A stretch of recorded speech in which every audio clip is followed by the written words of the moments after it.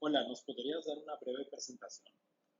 Me llamo Elena Camacho Aguilar y soy investigadora postdoctoral en Rice University, aquí en Estados Unidos, y me dedico a las matemáticas aplicadas. En particular, utilizo sistemas dinámicos para modelizar la diferenciación de células madre, ¿En qué ciudad vives actualmente?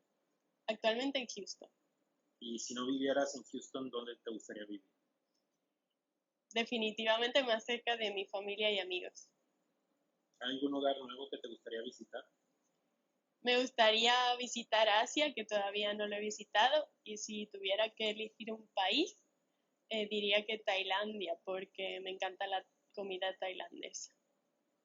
¿Qué desayunas todos los días? Mezclo muesli, granola, frambuesas, yogur blanco en miel y eso llevo desayunando ya 4 o 5 años. Cuando eras pequeña, ¿qué querías ser de mayor? Recuerdo que quería ser paleontóloga o astrónoma. ¿Qué referentes has tenido en tu carrera como matemática? Sin duda mis padres, que son los dos matemáticos y siempre me enseñaron lo bonito de las matemáticas, entonces eso hizo que no le tuviera miedo a las mates. Y durante el instituto, la carrera, he tenido la suerte de tener profesores y profesoras excelentes y buenos compañeros y amigos que me han enseñado tanto en la parte profesional como en lo personal. Y si tuviera que destacar a, a alguien durante la carrera, diría que mi mentor, Francisco Castro, que me enseñó mucho y en particular recuerdo que siempre me incitaba a que, o me enseñaba a que me formara en todos los ámbitos de las matemáticas, aunque él fuera de álgebra, porque decía que así podría ver un mismo problema desde muchos ámbitos diferentes y eso me, me ha ayudado mucho en mi carrera como matemática. Medio en serio, medio en broma y con mucho cariño, ¿en qué se diferencia una investigadora en matemáticas de un investigador en matemáticas? Pues desde mi punto de vista, ninguno.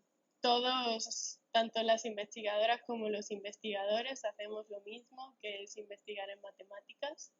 Sin embargo, la figura de investigador en matemáticas está más visibilizada. Entonces, en general, en la sociedad, si se dice investigador en matemáticas, se piensa que es un hombre, con lo que por eso pienso que iniciativas como estas son muy importantes para mostrar que en realidad, mira, somos muchas investigadoras también en este campo. ¿Nos recomiendas un libro, sea o no de matemáticas?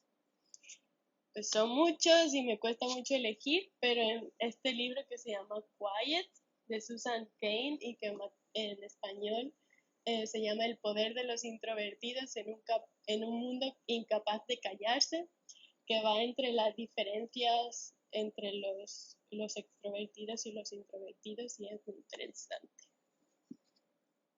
¿Un complemento con el que te sientas identificada? Las pulseras, me encantan las pulseras y desgraciadamente ahora mismo no las puedo llevar porque estoy haciendo experimentos y pueden contaminar mis experimentos, así que las echo de menos, pero sí, las pulseras. Si no fueras matemática, ¿a qué te dedicarías? Sería chef o cocinera, porque me encanta cocinar, y aún no descarto que en un futuro me pueda convertir en chef, pero ¿Qué lección te han enseñado todos estos años en la investigación? muchas cosas, pero si tuviera que elegir una, la paciencia, porque te das cuenta que las cosas no se resuelven a la primera y así que tienes que tener mucha paciencia e intentar resolver, seguir buscando otras soluciones a ese problema. ¿Qué es lo mejor de tu trabajo? Que hago cosas diferentes todo el rato y estoy continuamente aprendiendo y en particular estos 2 años que he estado aprendiendo la parte experimental que estaba modelando, he conocido a muchas personas y biólogos haciendo cosas muy interesantes. Así que sí, estar continuamente aprendiendo y ver de primera mano que, que las matemáticas describen también la realidad.